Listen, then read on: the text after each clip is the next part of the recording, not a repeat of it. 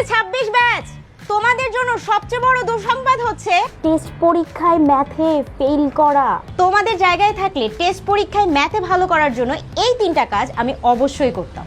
প্রথম কাজ, আমাদের বইয়ের যতগুলো উদাহরণ ও অনুশীলনের অঙ্ক আছে সেগুলো বারবার করে প্র্যাকটিস করে যাব, কারণ আমাদের পরীক্ষার প্রশ্নে কি হবে, হয়তো ওই প্রশ্নটা থেকে আমাদের মানটা চেঞ্জ করে দিবে, অথবা চলক চেঞ্জ করে দিবে, অথবা ওই প্রশ্নের সাথে অন্য কোনো অধ্যায়ের প্রশ্ন মার্চ করে তোমাকে প্রশ্ন দিবে। 2 নাম্বার হচ্ছে নোটস বানানোর অভ্যাস গড়ে তোলা। প্রত্যেকটা অধ্যায়ে কিছু ফর্মুলার সূত্র থাকে, তুমি যদি সেই সূত্র আর ফর্মুলাগুলোকে একসাথে করে ফেলতে পারো, তোমার জন্য রিভিশন দেওয়া অনেক বেশি সহজ হয়ে যাবে।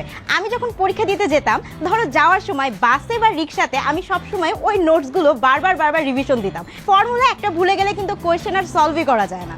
এই যে আমি তোমাদের সাথে হ্যাকসগুলো শেয়ার করছি, এইরকম ভাবেই কিন্তু আমাদের এসএসসি 26 এর শেষ মুহূর্তের প্রস্তুতি কোর্স সাজানো। সো তুমি যদি এখন থেকে টেস্টের প্রিপারেশন নিতে চাও, কমেন্টে থাকা লিংকে আমাদের সাথে জয়েন হয়ে যাও।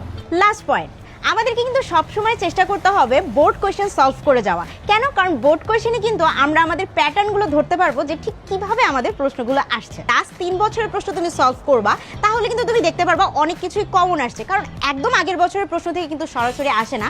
বাট তুমি যদি আরো আগের 2 বছরেরটা সলভ করে যাও, তাহলে দেখবা যে হ্যাঁ, কিছু না কিছু তুমি অবশ্যই কমন পাবা। ম্যাথে ভালো করার জন্য আমি তোমাকে 1, 2, 3টা হ্যাকস বলেছি। এখন তোমার কাজ হচ্ছে 2টা। প্রথমত, আমাকে কমেন্টে যে জানানো তুমি টেস্ট পরীক্ষার প্রিপারেশনের জন্য গত কয়েক বছরের প্রশ্ন সলভ করেছো। আর দ্বিতীয়ত হচ্ছে, ভিডিওটা প্লিজ সেভ করে রাখো, কারণ পরীক্ষার সময় কিন্তু এটাই তোমার কাজে লাগবে।